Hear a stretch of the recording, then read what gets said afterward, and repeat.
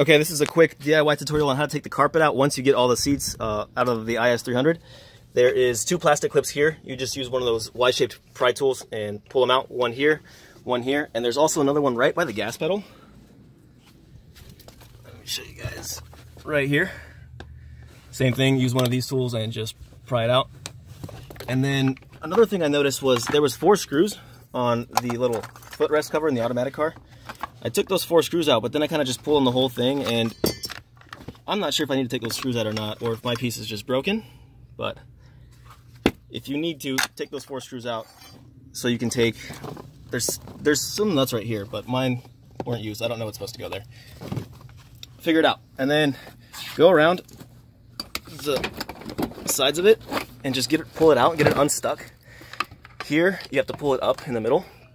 It latches on right here on the center console in 2 latches, one here and one here. And then the rest of this just pulls straight down from under the dash.